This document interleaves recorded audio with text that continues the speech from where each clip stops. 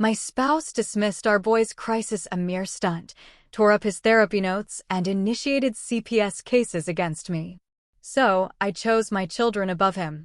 This was 3 months prior. He was just escorted from school property for seeing our boy eat lunch from his car. There are moments in life that shatter everything you thought you knew. For me, it was finding my son, my sweet Michael, fighting for his life on the bathroom floor. But what truly broke me was when my husband, his own father, looked at me and called it a stunt. You know, as a mom, they say your heart walks around outside your body. And it's true. Every scraped knee, every bad dream, every little danger feels like a punch to your gut. I've spent 22 years with my husband, building a life, raising our two incredible boys. Zach, our oldest, he's like sunshine. Captain of his baseball team, got a great group of friends, and he's just a solid kid. A perfect big brother. But Michael, my Michael was always different. From the moment he was tiny, I knew. He was this sensitive, unique soul. So easily frustrated, so prone to tears, he even wet the bed until he was almost 13. Now, at 16, he battles anxiety and deep, dark bouts of depression. When he was little, he'd never throw tantrums. He'd just lie down, wherever he was, and stare off into space. It was his way of retreating. Then, when he hit puberty, around 12, those episodes grew darker. He'd just be unable to get out of bed. I'd go into his room, and he'd be wrapped in his blanket, just staring at the wall. My heart would ache.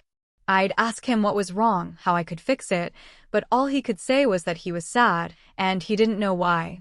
I got him into therapy that very year, and he's been seeing the same trusted therapist ever since. She's been a lifeline. My husband, David? He was absent. Not physically, but emotionally. He just didn't believe in depression. Called it a phase Michael would grow out of. He'd ignore Michael's struggles, brush me off any time I tried to talk about our son's mental health. It was like he chose to pretend that part of our boy just didn't exist. How could he? It infuriated me. He even had the audacity to scold Michael for staying in bed. I'd always jump in, telling him to leave Michael alone, that he wasn't helping. David's carelessness damaged his relationship with both our sons. Zach couldn't stand his dad's impatience with Michael. But thank God for Zach.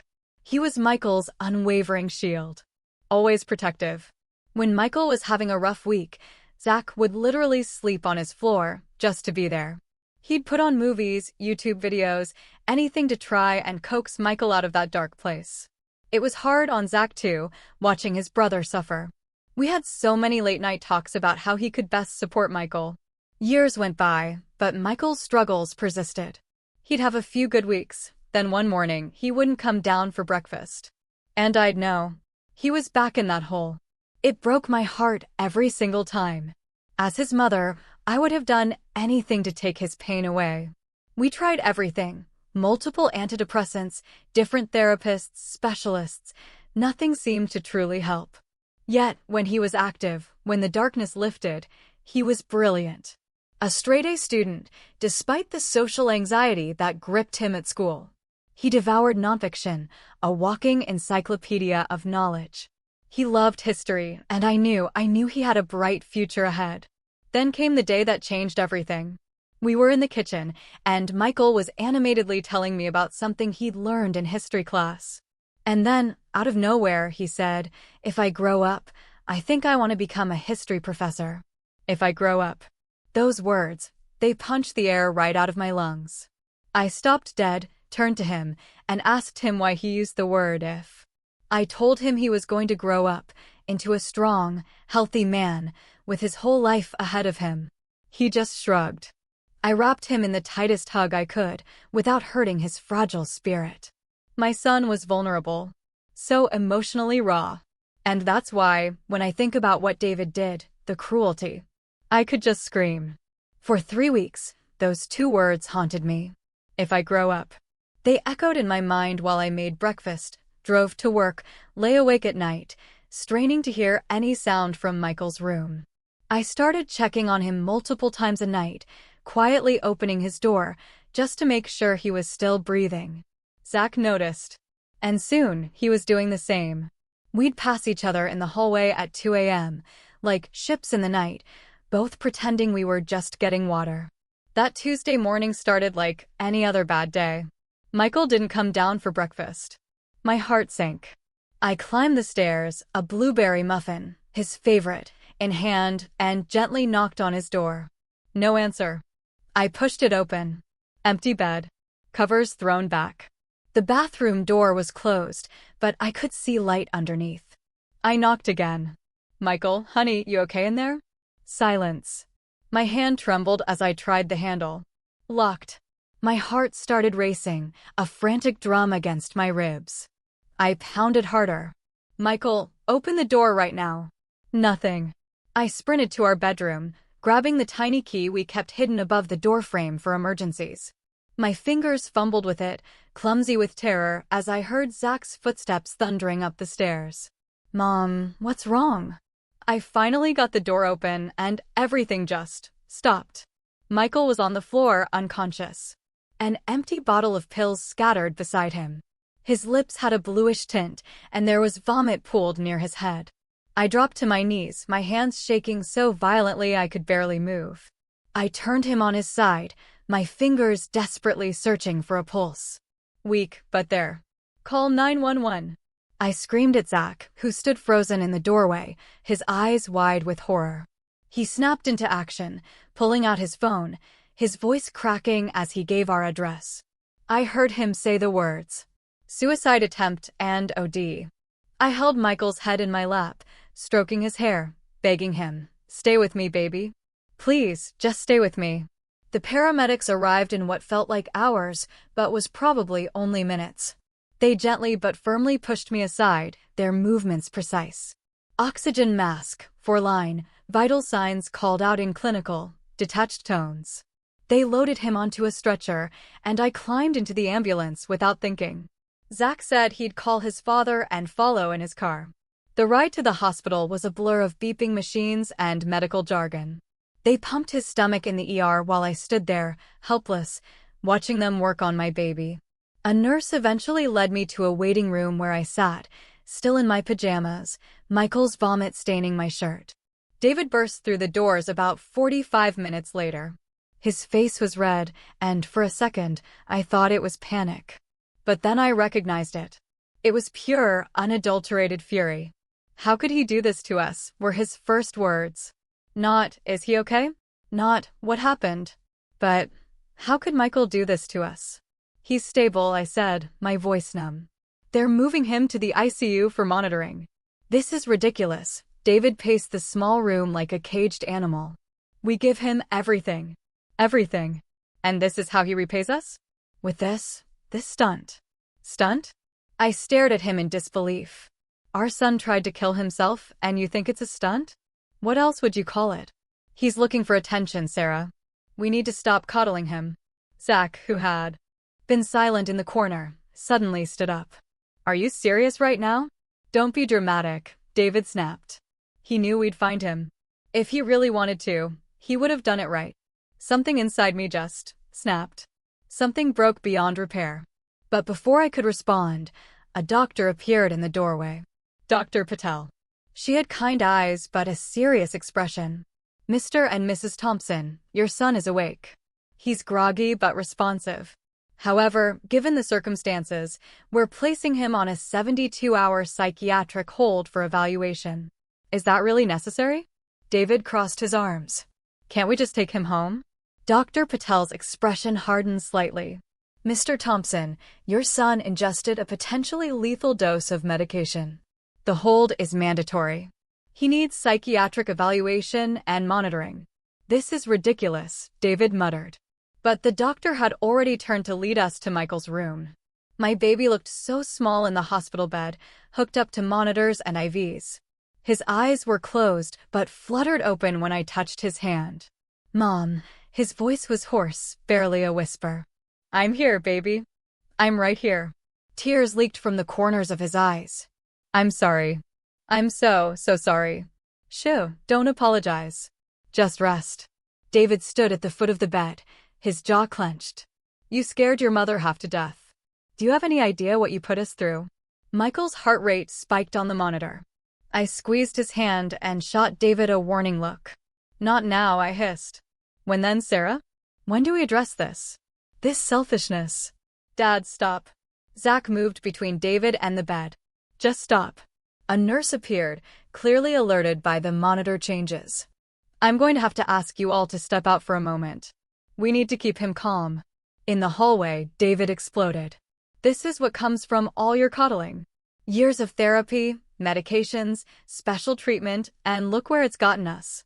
Our son needs help, I said through gritted teeth. Real help. Not your lectures about manning up. He needs discipline, structure. Not more pills and pity parties. The doctor said family therapy is part of the treatment plan, Zach interjected. We all need to participate. David scoffed. I'm not sitting in some circle talking about my feelings. Michael needs to learn that life is hard, and you push through it. Over the next 3 days, the divide in our family became a chasm. The psychiatric ward had strict visiting hours, and I spent every possible moment there. David came once, sat in the family therapy session with his arms crossed, checking his phone repeatedly. When the therapist, Dr. Martinez, asked him about his views on mental health, he actually said, I think it's mostly an excuse for weakness. Michael, still fragile and medicated, flinched at those words. Dr. Martinez made notes on her clipboard, her expression carefully neutral. Zach broke down during his individual session with the therapist. I was in the waiting room when he came out, eyes red and puffy. He collapsed into the chair beside me. I knew, Mom. I knew he was getting worse. What do you mean? He pulled out his phone with shaking hands, showing me text messages from Michael over the past month. They seemed normal at first glance, but reading closer, I could see it. Subtle goodbyes. Thanks for being the best brother. Tell Mom I love her. You're going to do amazing things, Zach. I've been sleeping on his floor because I was scared. Zach's voice broke. Every night I'd check if he was breathing. I should have told you. I should have. No, I pulled him into my arms. This is not your fault. You've been protecting him the best way you knew how.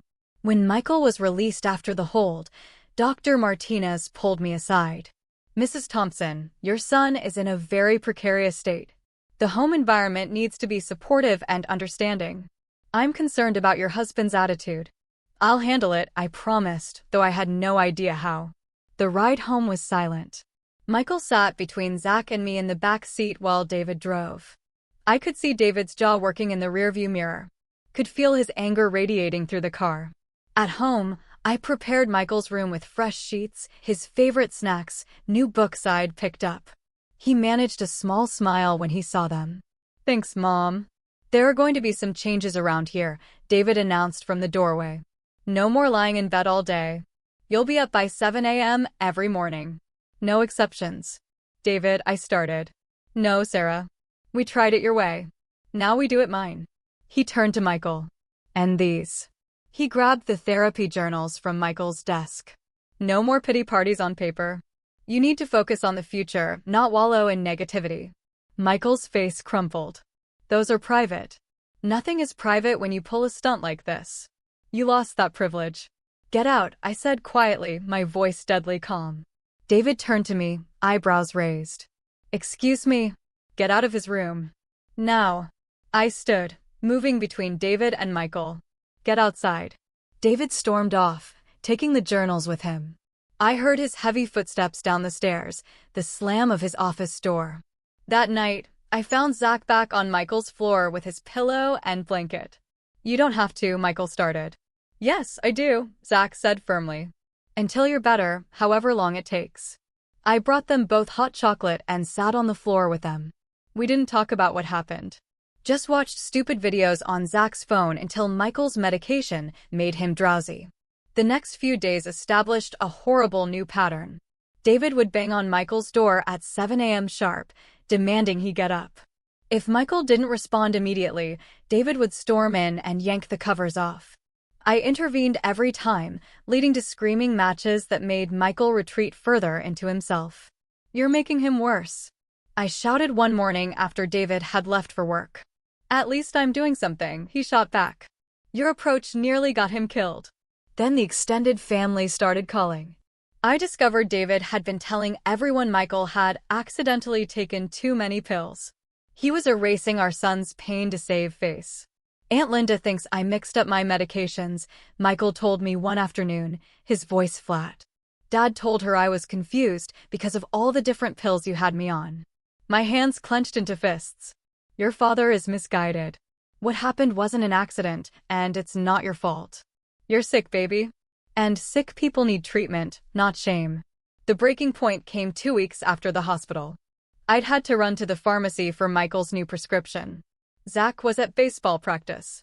I'd only been gone an hour, but when I came home, I heard shouting from upstairs.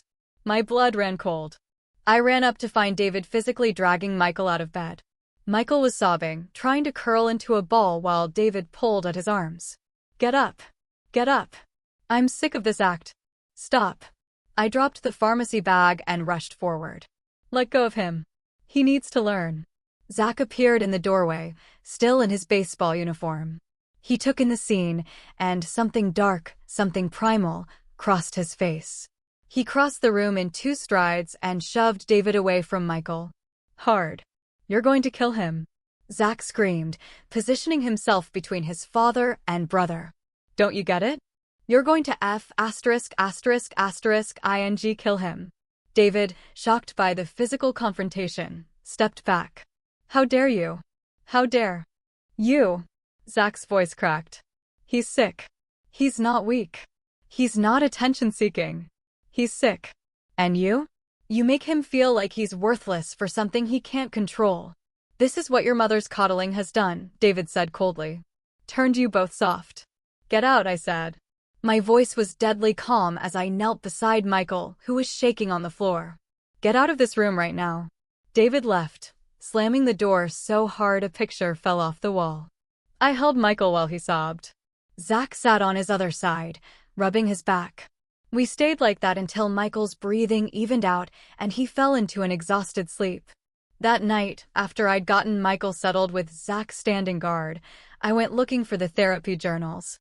I found David in his office, feeding them into the shredder. What are you doing? I gasped. Destroying these toxic thoughts.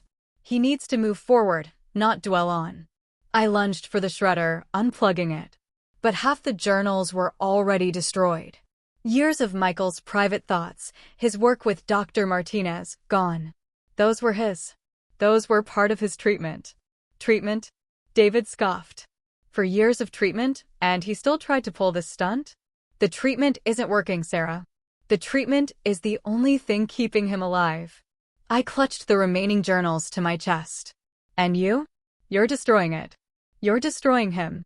I'm trying to save him from himself. No, I said, a cold, hard clarity washing over me.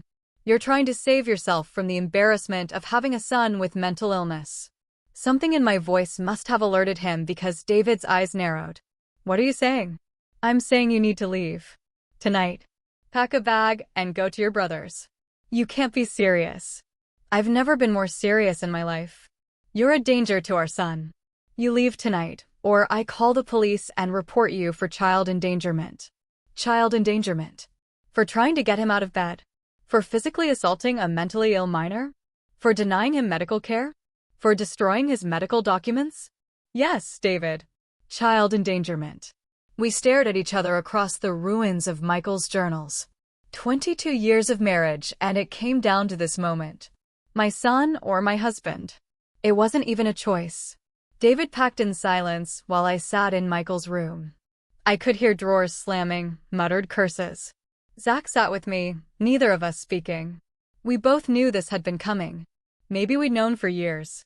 David appeared in the doorway one last time, suitcase in hand. You're going to regret this.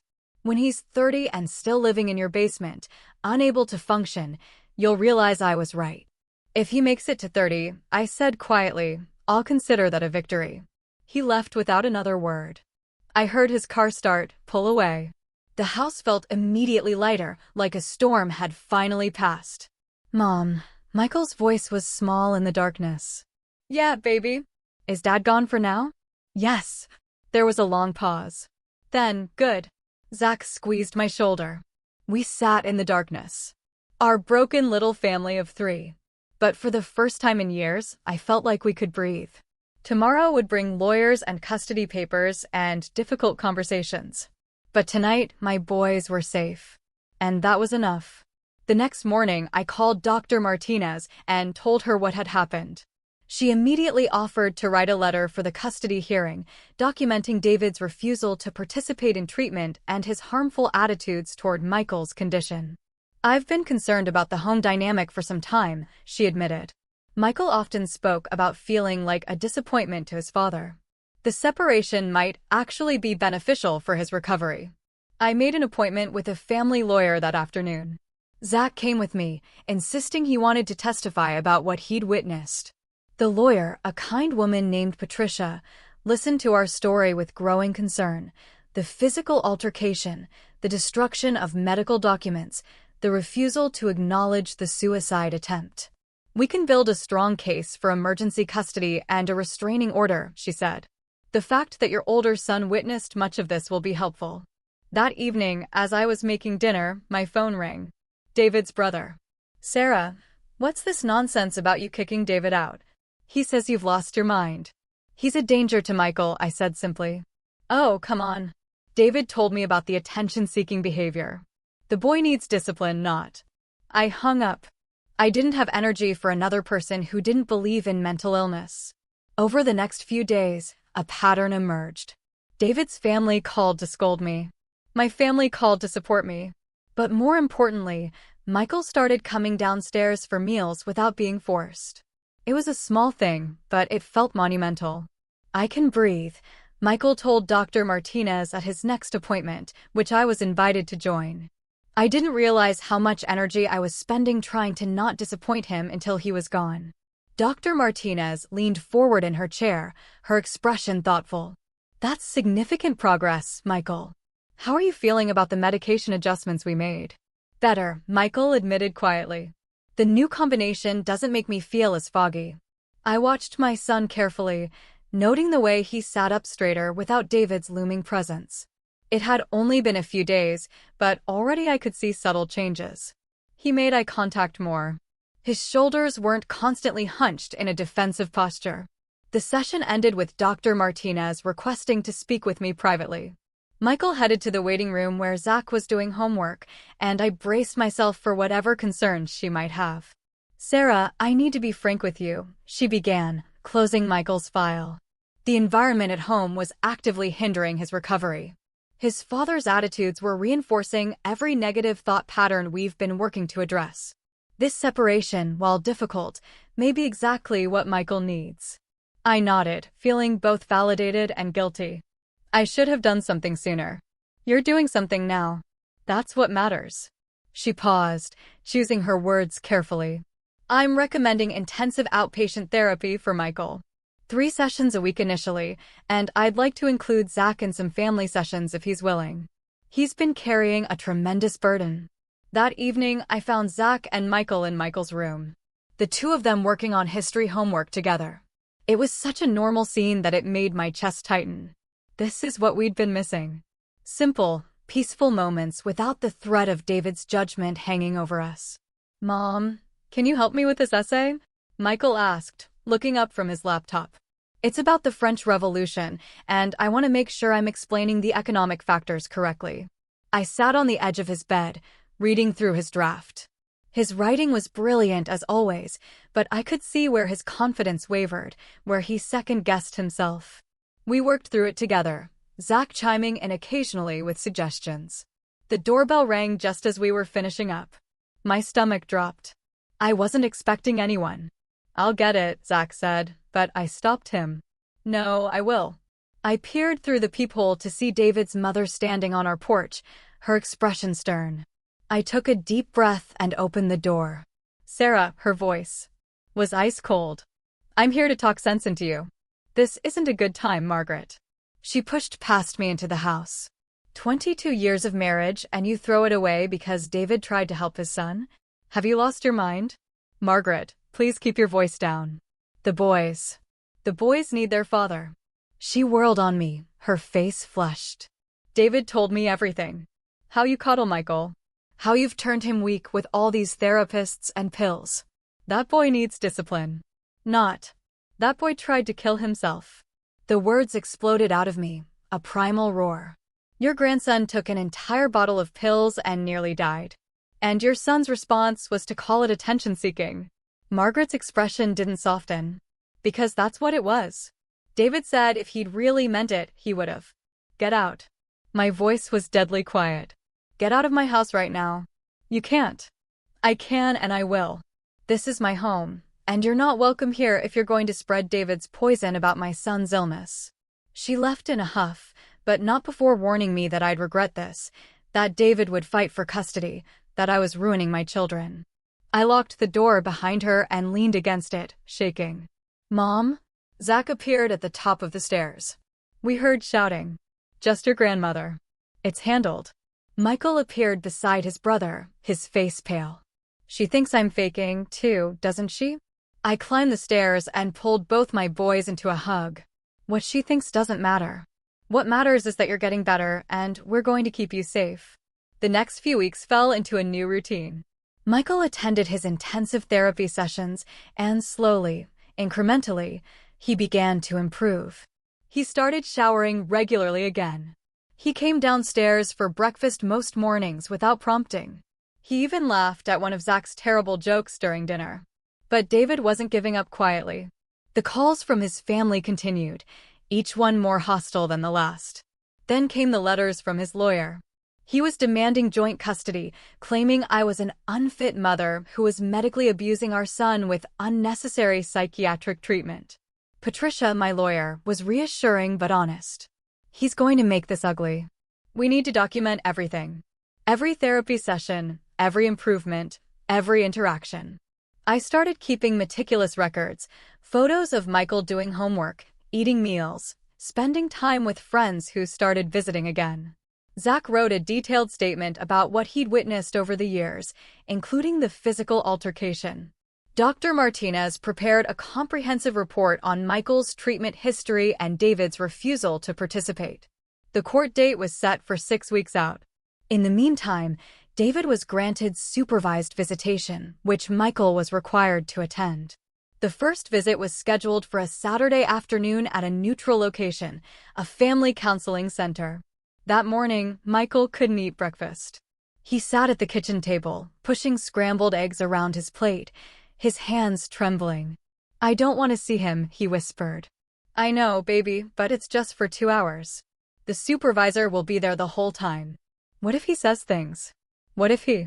Then you tell the supervisor immediately, I said firmly. You don't have to take any abuse.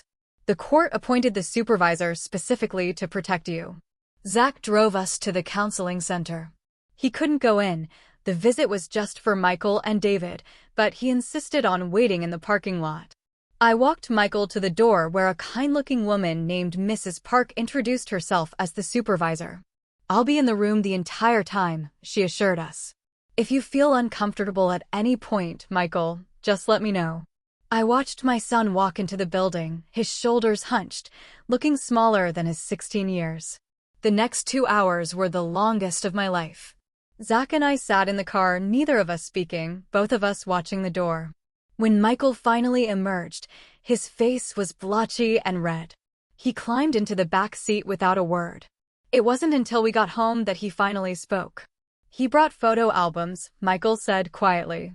Pictures from when I was little, before I got sick. He made air quotes around the word. He kept talking about how happy I used to be, how normal I was. He said Mom convinced me I was depressed, that the therapist put ideas in my head. My hands clenched on the steering wheel. What did the supervisor do? She took notes, lots of notes. When Dad started getting loud, she reminded him to keep his voice down, but she didn't stop him from saying those things. That night, Michael had his worst episode since David left. I found him in the bathroom at 3 a.m., not attempting anything, just sitting on the floor crying.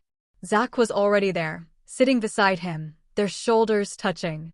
He's never going to believe me, Michael sobbed.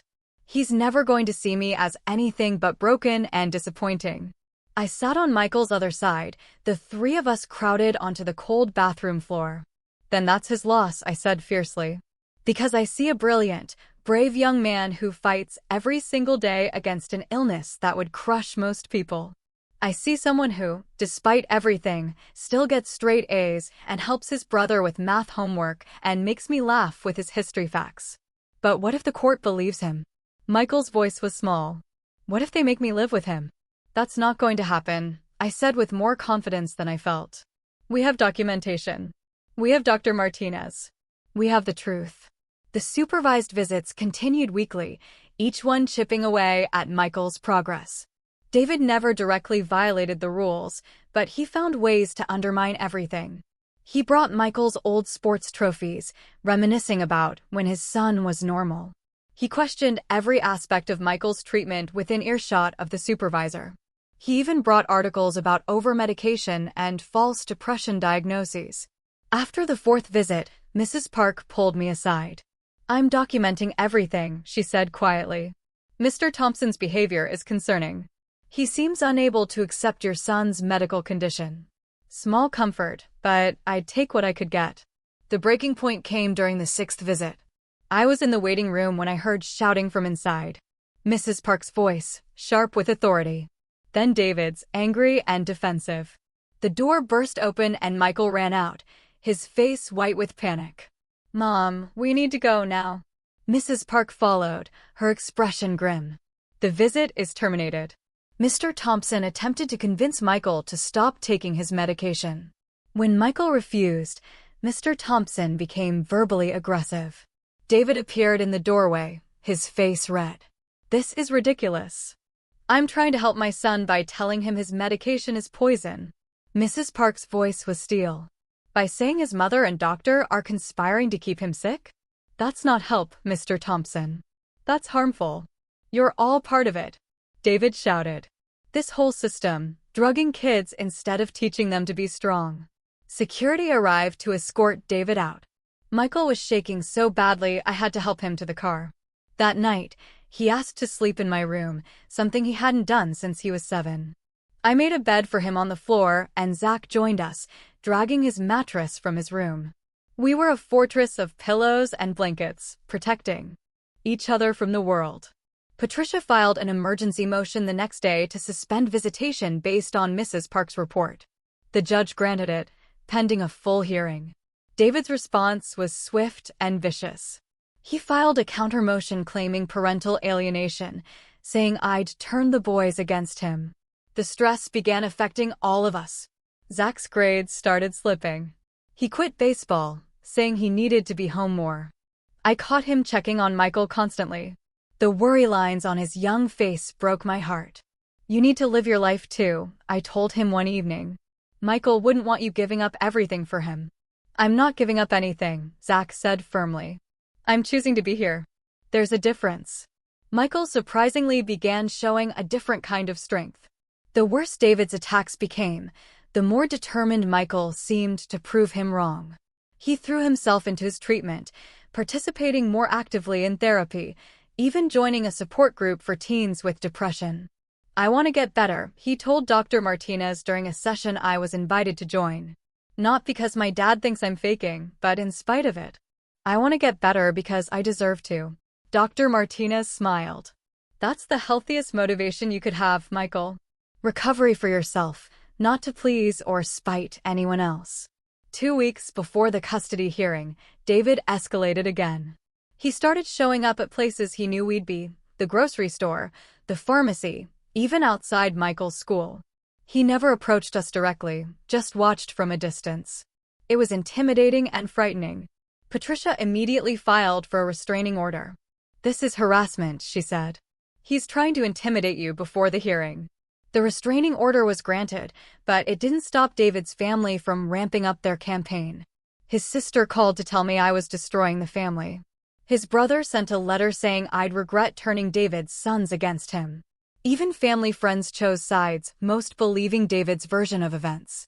I lost count of how many people I had to block on social media after they posted about how depression was just an excuse for laziness, how kids these days were overmedicated, how a strong father figure could fix everything. Each post felt like a personal attack on my suffering son. One evening, I found Michael reading these posts on his phone, tears streaming down his face. "Why do they hate me?" he asked. "Why do they think I'm choosing to be this way?" I took his phone gently, closing the apps. "They don't hate you. They're ignorant. There's a difference. Dad hates me." I pulled him close. "Your dad hates what he doesn't understand. He's scared of anything he can't control or fix with tough love. That's his failing, not yours. But what if he wins? What if the judge believes him? Then we'll appeal. We'll fight. We'll do whatever it takes to keep you safe." Zach joined us on the couch, making it a group hug. "Dad's not winning anything," he said fiercely. "I won't let him. I'll tell the judge everything. How he used to scream at you for crying. How he called you weak. How he made you feel worthless for something you can't control." Michael leaned into his brother. "I'm scared." "Me, too," Zach admitted. "But we're together. That's what matters." The night before the hearing, none of us slept well. I heard both boys moving around throughout the night, checking on each other, getting water, just restless with anxiety. At 3 a.m., I gave up and made hot chocolate. We sat around the kitchen table in our pajamas, not talking about tomorrow, just being together. "Whatever happens," I said finally, "I want you both to know how proud I am of you. Zach, you've been the most amazing brother anyone could ask for. And Michael, you've shown more courage in the last few months than most people show in a lifetime." "I don't feel courageous," Michael said quietly. "I feel tired." "Courage isn't about not being tired or scared," I said. "It's about keeping going anyway. And you do, every single day." The morning of the hearing dawned gray and drizzly, matching our mood. I dressed carefully in my most professional outfit, trying to project confidence and stability. The boys wore suits, looking older and more serious than their years. Patricia met us at the courthouse, reviewing our strategy one last time. "Remember, tell the truth. Don't let David's lawyer rattle you. The facts are on our side." We entered the courtroom to find David already there with his legal team. He looked different, thinner, older, angrier. His eyes met mine across the room, and the hostility there made me shiver. This was really happening. 22 years of marriage, reduced to a custody battle that would determine my son's future. The judge entered, and my heart began to pound. Everything we'd been through, everything we'd fought for, came down to this. I squeezed Michael's hand under the table, feeling him squeeze back. Zach sat on his other side, protective as always. "All rise," the bailiff called, and we stood, ready to fight for our family's survival. The hearing began with opening statements. David's lawyer painted a picture of a concerned father trying to save his son from an overprotective mother who'd convinced the boy he was mentally ill for attention and control. Our lawyer countered with the medical evidence, the suicide attempt, the documented refusal to acknowledge mental illness. Then came witness testimony. Dr. Martinez took the stand first, calmly explaining Michael's diagnosis, treatment history, and David's complete absence from the therapeutic process. She detailed how David's attitudes actively harmed Michael's recovery. David's lawyer tried to discredit her, suggesting she had a financial incentive to keep Michael in treatment. Dr. Martinez remained unruffled, citing peer-reviewed studies and explaining the danger of untreated depression in teenagers.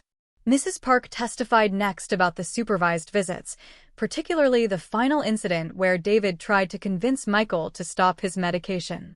Her notes were thorough and damning. When it was David's turn to testify, he presented himself as a loving father, just trying to help his son be strong. He claimed I'd babied Michael, that I'd created his problems by constantly taking him to doctors and therapists. He actually used the phrase tough love multiple times. Then came the moment I'd been dreading and anticipating. Zach asked to testify. The judge agreed to hear from him, though warned it would be difficult. My 18-year-old son took the stand with remarkable composure. He spoke about years of watching his father belittle Michael's struggles. About the night he found Michael's suicide note hidden in a textbook, which he'd never told anyone about until now. About sleeping on his brother's floor, not out of solidarity, but out of genuine fear that he'd lose him. About the physical altercation when David dragged Michael from bed. "My father doesn't believe in mental illness," Zach said clearly, his voice ringing through the courtroom. "He thinks depression is a choice. He thinks my brother is weak, but Michael is the strongest person I know. He fights every single day against something Dad refuses to even acknowledge exists, and Dad's denial nearly killed him. David's lawyer tried to suggest I'd coached Zach, but my son held firm. Nobody told me what to say. I'm here because I love my brother, and I've seen what my father's help does to him. It makes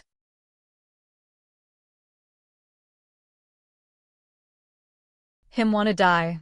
The word hung heavy in the courtroom. Die. Such a final word from such a young man. Michael was given the option to testify, but chose instead to submit a written statement, which the judge read privately. I saw her expression change as she read, her professional mask slipping to show genuine concern. Closing arguments rehashed everything. David's lawyer insisted this was about a father's rights, about not letting one parent's overreaction destroy a family. Our lawyer focused on Michael's safety, his medical needs, and David's documented refusal to accept his son's illness. The judge said she would review all evidence and issue a decision within a week. We left the courthouse, emotionally drained. Michael was quiet on the drive home, staring out the window. Zach kept checking on him in the rearview mirror. That night, as had become our habit, we all ended up in the living room. None of us wanted to be alone. We ordered pizza and watched mindless TV, not talking about the hearing, just being together. I'm proud of you, I told Zach during a commercial break. What you did today was incredibly brave. He shrugged, but I could see the emotion in his eyes. I just told the truth. Michael would do the same for me. I would, Michael said quietly. It was the first thing he'd said since leaving the courthouse. But I hope I never have to. The week of waiting was torture. Every time the phone rang, we all jumped. Patricia had warned us not to get our hopes up, that custody battles rarely went entirely one way, but I couldn't help hoping that the judge had seen what I saw, that David's presence in Michael's life was actively dangerous. I tried to keep us busy. We went to movies, cooked elaborate meals together, anything to distract from the waiting. Michael continued his therapy sessions, and Dr. Martinez noted that despite the stress, he was showing remarkable resilience. This experience, as difficult as it's been, has shown Michael that he has people willing to fight for him, she told me. That's powerful for someone with depression. It counters the voice telling him he's worthless. Finally, on a Thursday afternoon, Patricia called. The judge has issued her decision. Can you come to my office? We piled into the car, my hands shaking so badly that Zach offered to drive. At Patricia's office, she had us sit before delivering the news. The judge granted you sole, legal, and physical custody, she said, and a wave of pure, unadulterated relief washed over me. I nearly collapsed. David has been granted supervised therapeutic visitation only, contingent on his participation in counseling to address his attitudes toward mental health. He must complete a minimum of 6 months of therapy before any unsupervised contact can be considered. I burst into tears. Zach hooped and hugged Michael, who sat stunned. She really believed me? Michael asked in wonder. She believed the evidence, Patricia said gently. Your father's own testimony showed he's currently unable to provide appropriate care for a child with mental health needs. The judge was particularly concerned by his attempts to interfere with your medication. There was more. David would have to pay child support and contribute to medical expenses. The restraining order would remain in effect. Any violation of the custody order would result in potential criminal charges. We left the office in a daze. In the car, Michael suddenly said, I want ice cream. The really expensive kind with the chunks of cookie dough. It was such a normal teenage request that Zach and I both laughed, tears still streaming down my face. We drove to the fancy ice cream shop downtown, the one we usually avoided because it was overpriced. Today, it felt like a bargain for celebrating keeping our family safe. As we sat at a small table, each with ridiculous sundaes, Michael looked at both of us. Thank you, he said simply. For fighting for me. For believing me. For everything. Always, I said, reaching over to squeeze his hand. That's what family does. Our real family, Zach added pointedly. The one that matters. That night, for the first time in months, Michael slept in his own room without Zach on the floor. Progress came in small steps, but it was still progress. We had won the legal battle, but the war for Michael's mental health would continue. The difference now was that we could fight it without David undermining every single step. The next morning brought a new challenge. David's family exploded on social media, calling me vindictive, claiming I'd stolen David's children. I was about to respond when Michael stopped me. "Don't," he said. "They don't matter. Let them think what they want. We know the truth." Such wisdom from someone so young. I closed my laptop and made breakfast instead. Zach came down wearing his baseball jersey. "I'm going back to the team," he announced. "If that's okay. I mean, if you don't need me here." "Go," Michael said firmly. "Please. I need you to have a life too." "I'm okay. Better than okay." It wasn't entirely true yet, but it was becoming true. Day by day, with proper treatment and support, without David's toxic presence, Michael was finding his way back to himself. Not the normal child David wanted, but the brilliant, sensitive, struggling, surviving person he actually was. The road ahead was still long. There would be bad days, setbacks, medication adjustments, and ongoing therapy. But now we could walk that road without someone constantly trying to convince Michael that the road itself was imaginary. That afternoon, I found Michael in his room, writing in a new journal. He looked up when I knocked. "Dr. Martinez suggested I start again," he explained. "Since Dad destroyed the old ones, she said it might help to write about everything that's happened." "How does it feel?" He considered the question seriously. "Like I'm writing my own story now. Not the one Dad wanted, but the real one. The true one." I kissed the top of his head, marveling at this young man who'd been through so much and was still standing, still fighting, still writing his story, one page at a time. As I left his room, I heard him murmur something that made my heart soar. "When I grow up, I want to help kids like me. Kids whose parents don't believe them. When, not if. When." The word was everything. The weeks following the custody decision brought a deceptive calm. David went radio silent, which somehow felt more ominous than his previous attacks. I kept expecting him to show up at the door, to violate the restraining order, to do something, but nothing came. Michael continued his intensive therapy schedule. 3 mornings a week, I drove him to Dr. Martinez's office, watching him walk in with slightly less reluctance each time. He started participating in group therapy sessions with other teens, though he came home exhausted from the emotional work. One Wednesday afternoon, I got a call from the school counselor. My heart immediately started racing. Calls from school were never good news with Michael's history. "Mrs. Thompson, I wanted to let you know that Michael had a panic attack during history class today. He's okay now, resting in my office, but I thought you should know." I rushed to the school, finding Michael curled up on the counselor's couch, his face pale and drawn. The counselor, Ms. Rodriguez, explained that they'd been discussing a particularly violent period in history when Michael suddenly couldn't breathe. "I'm sorry," Michael whispered as we walked to the car. "I thought I was getting better." "You are getting better. Recovery isn't a straight line, baby. There will be setbacks." That evening, Zach came home from baseball practice to find Michael back in bed, staring at the wall. Without a word, he grabbed his sleeping bag from the closet and set up camp on the floor again. "You don't have to," Michael started. "Yes, I do. Bad days mean we stick together." I brought them dinner on trays, and we ate in Michael's room, watching documentaries about ancient civilizations on Zach's laptop. It wasn't a cure, but it was connection, and sometimes that was enough. The next morning brought an unexpected visitor. I was making breakfast when the doorbell rang. Through the peephole, I saw a woman I didn't recognize. Middle-aged, professionally dressed, holding a briefcase. "Mrs. Thompson, I'm Rebecca Harrison from Child Protective Services. We've received a report of medical neglect and need to investigate." My blood ran cold. "A report from whom?" "I'm not at liberty to say, but we take all reports seriously. May I come in?" I knew I couldn't refuse without looking guilty, so I let her in. She walked through our home, taking notes, asking to see Michael's room, checking our medicine cabinet. Michael and Zach watched from the top of the stairs, both frozen with fear. I'll need to speak with Michael privately, Ms. Harrison said. He's a minor.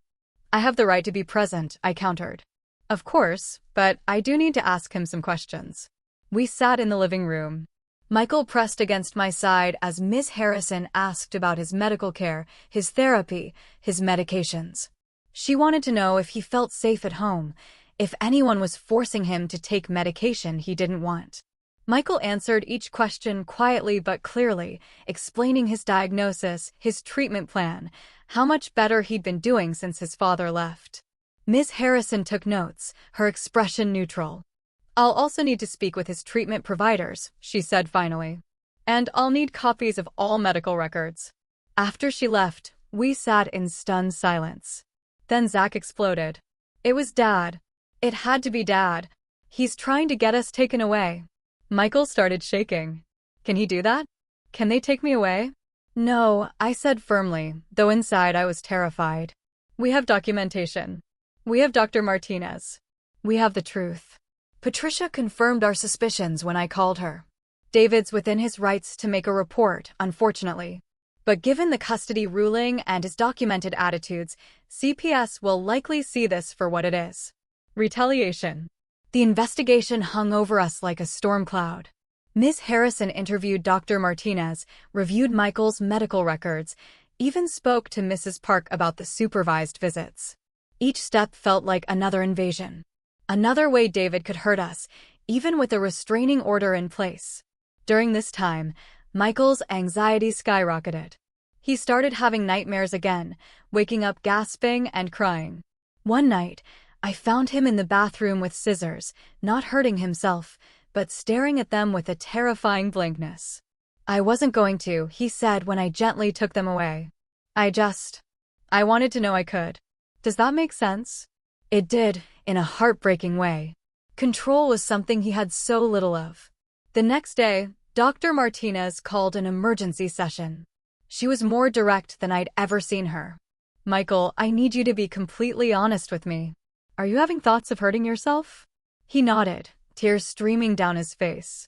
Not a plan, just thoughts like maybe everyone would be better off. That's your depression lying to you, she said firmly. And I think we need to adjust your treatment. I'm recommending a partial hospitalization program. You'd go during the day for intensive therapy, but come home at night. Michael looked panicked. But what about school? What about your life is more important than school right now? I interrupted. Whatever you need, we'll do it. The program started the following Monday. Every morning, I drove Michael to a treatment facility where he spent 6 hours in various therapies, individual, group, art therapy, coping skills workshops. Every afternoon, I picked him up exhausted, but still fighting. Zach adjusted his schedule to be home when Michael returned. Always ready with a snack and a distraction. He never complained about the attention Michael needed. Never showed resentment. But I could see the toll it was taking on him, too. You can talk to someone, too, I told him one evening. A therapist. I mean, this has been traumatic for you, too. He considered it. Maybe after Michael's more stable. Your mental health matters, too, honey. You can't pour from an empty cup. 2 weeks into the partial hospitalization program, Ms. Harrison returned with her final report. We sat at the kitchen table, me, Michael, and Zach, as she delivered her findings. I found no evidence of medical neglect, she said. In fact, I found a mother going to extraordinary lengths to get her son appropriate treatment for a serious medical condition. I'll be closing this case as unfounded. Relief washed over me so intensely I thought I might faint. Michael started crying, and Zach wrapped him in a fierce hug. I'm also recommending that any future reports from Mr. Thompson be flagged as potential harassment given the custody situation, Ms. Harrison added. Take care of yourselves. After she left, we ordered Chinese food and ate it straight from the containers. Too emotionally drained to bother with plates. It felt like a victory, but an exhausting one. The partial hospitalization program lasted 6 weeks. Slowly, incrementally, Michael began developing better coping skills. He learned to identify his triggers, to use grounding techniques when anxiety spiraled, to challenge the negative thoughts that depression whispered in his ear. But David wasn't done. If he couldn't use CPS, he'd find other ways to torment us. He started having flowers delivered to the house with cards that said things like, "For my son, whom I'm not allowed to see," and "Thinking of you despite the lies." Each delivery sent Michael into a tailspin. I called the florist, begging them to stop accepting orders for our address, but they said they couldn't refuse a paying customer. Patricia filed a motion about harassment, but the judge said flower deliveries didn't constitute a violation of the restraining order. Then came the letters to Michael's school. David wrote to the principal, the school board, even Michael's teachers, expressing concern about his son's excessive absences and questioning whether I was providing proper educational support. The school, thankfully, was already aware of Michael's medical situation and dismissed David's concerns. But the damage was done. Michael felt like everyone was staring at him, judging him, knowing his private struggles. "I can't go back there," he said after a particularly brutal day where a classmate asked if his dad was the one writing letters about him. "Everyone knows. Everyone thinks I'm crazy." "You're not crazy. You're sick. There's a difference. Tell that to them," he said bitterly. We looked into online schooling options, finding a program that would let Michael complete his junior year from home. It wasn't ideal. He'd miss out on social interactions, extracurriculars, the normal high school experience. But normal had never been Michael's reality anyway. Zach took it upon himself to make sure Michael didn't become completely isolated. He brought friends over who understood the situation. Guys from the baseball team who treated Michael like a little brother. They played video games, watched movies, included him in their conversations about sports and girls and college plans. One evening, I overheard one of Zach's friends, Alex, talking to Michael. "My sister has anxiety," Alex was saying. "She takes medication, too. It's not a big deal, man. Better living through chemistry, right?" It was such a simple acceptance, but I saw Michael's shoulders relax slightly. Not everyone would judge him. Not everyone thought like David.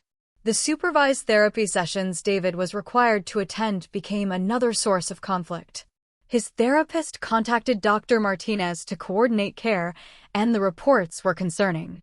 David spent most sessions ranting about the injustice of the situation, refusing to engage with any discussion of mental health awareness or empathy building.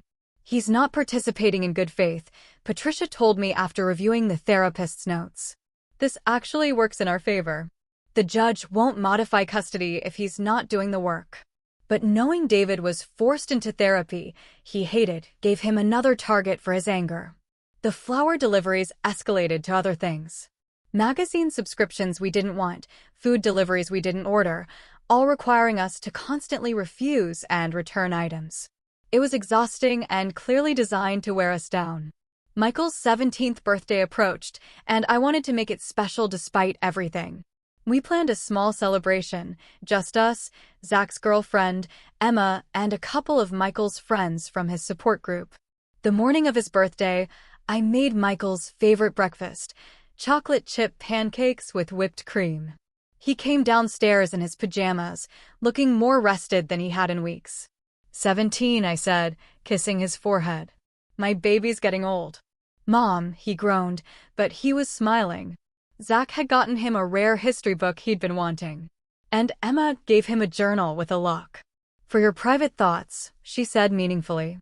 His friends from group understood without explanation why we were keeping things low-key.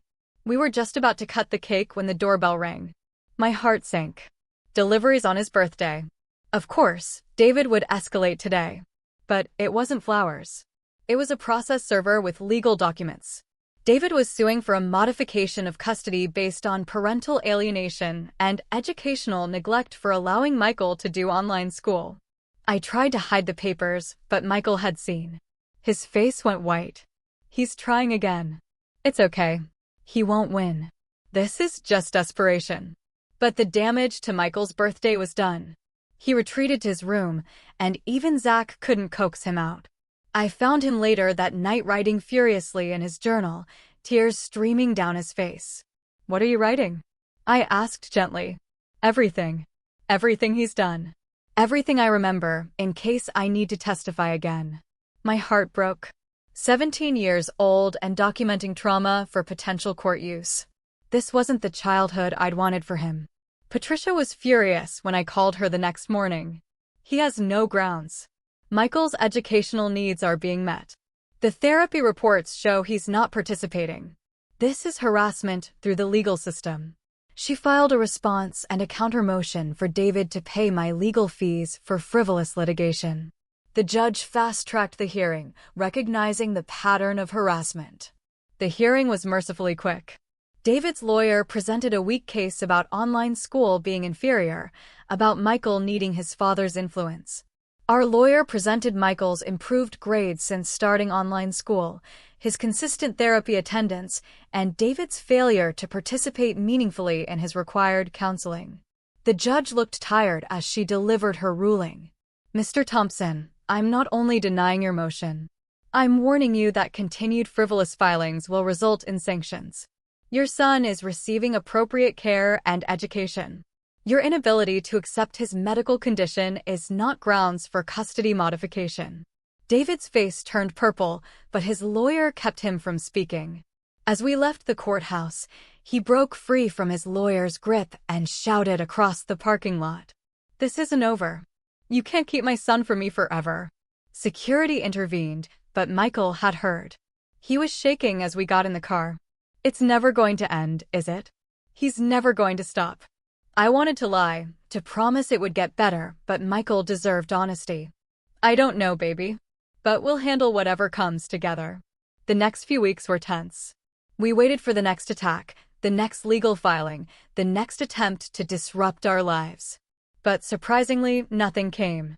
Patricia theorized that the judge's warning had finally gotten through to David's lawyer, if not to David himself. Michael slowly began to relax again. He threw himself into his online schoolwork, excelling particularly in his history classes. His teacher recommended him for an advanced placement course, noting his exceptional analytical skills. See, I told him. Your brain is amazing. Depression doesn't change that. He started talking about college again, researching history programs, wondering if he could handle living in a dorm.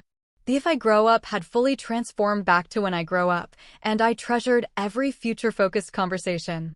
Zach got accepted early decision to a college 3 hours away. When he told us, Michael's first reaction was panic. You can't leave. What if I need you? What if? Hey, Zach interrupted gently. I'm not abandoning you. 3 hours is nothing. I'll come home whenever you need me, and you're getting stronger every day. You've got this. They spent the next hour looking at Zach's college website together, Michael pointing out history courses he thought sounded interesting. It was a glimpse of normal sibling interaction, planning for a future that finally felt possible. Dr. Martinez started talking about stepping down Michael's treatment intensity. He'd graduated from the partial hospitalization program to regular outpatient therapy. His medication was well-balanced. He was developing healthy coping mechanisms. Recovery isn't a destination, she reminded him. It's an ongoing journey, but you're traveling it well. One afternoon, I came home from grocery shopping to find Michael in the kitchen making sandwiches. I thought I'd make lunch, he said simply. It was such a small thing, a teenager making sandwiches, but for a kid who 6 months ago had been on the bathroom floor with an empty med bottle, it was everything. He was choosing life in small daily ways. Making lunch, doing homework, planning for college, each choice a victory over the darkness that had nearly claimed him. That evening, we had a family meeting about Thanksgiving. David's family had made it clear we weren't welcome at their celebration. My family lived across the country. It would just be the 3 of us. I want to cook, Michael announced. The whole meal. I've been watching YouTube videos. Zach and I exchanged glances. Michael in the kitchen all day with knives and stress? But Dr. Martinez had been encouraging him to take on normal responsibilities. Okay, I said. But we're helping. Family cooking day. His face lit up. Really? You trust me? Always, I said. Meaning it. 2 days before Thanksgiving, Patricia called with unexpected news. David's therapist has submitted a report stating that David had terminated treatment against medical advice. He'd apparently had a breakthrough session where the therapist challenged his views on mental illness, and David had stormed out, refusing to return. This means he's violated the court order, Patricia explained. He can't petition for any custody modification now. He's essentially locked himself out of Michael's life until he completes treatment. I felt a complex mix of emotions. Relief that we were protected. Sadness that David was choosing his pride over his son. Anger that it had come to this. But mostly, I felt free. For the first time in months, we had real protection from his interference. I told the boys that evening. Zach hooped and high-fived Michael, who sat quietly processing. So he chose being right over being my dad? Michael finally asked. I'm sorry, baby. That's his loss. No, Michael said firmly. It's not. Because I have a family. A real one. People who believe me and fight for me and love me even when my brain is broken. He's the one who lost. That night, I found him writing in his journal again. But this time he was smiling slightly as he wrote. Progress.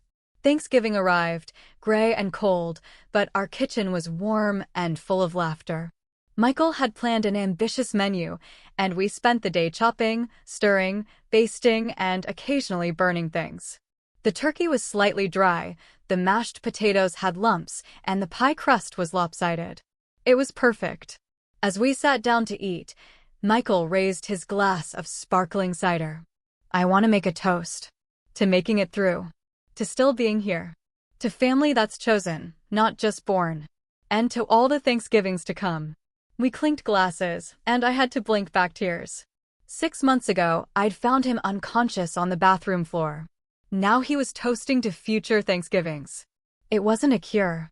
He still had bad days, still took medication, still went to therapy. But he was choosing life, choosing future, choosing us. After dinner, we played board games and watched movies. The three of us squished on the couch under blankets. Normal family things, beautifully, wonderfully normal. As midnight approached, I started gathering plates and cups, but Michael stopped me. Mom, wait. I have something to say. My heart rate spiked. Serious conversations starting with those words were rarely good. But Michael looked determined rather than distressed. I've been thinking about what I want to do with my life. And I know what I want to study in college. History? Zach guessed. Yes, but specifically, the history of mental health treatment. How we've evolved from asylums to actual medical care. I want to research it, write about it, maybe teach it someday. Because kids like me deserve to know that we haven't always been understood, but understanding is growing, that people like Dad are becoming the minority, that it gets better. I pulled him into a hug, unable to speak past the lump in my throat. My broken, brilliant boy who'd found purpose in his pain, who wanted to use his experience to help others, who was choosing to make meaning from suffering. That sounds perfect, I whispered. I'm going to need help, he said. College applications and everything. I'm scared, but I want to try. We'll figure it out together, Zach promised. Just like everything else.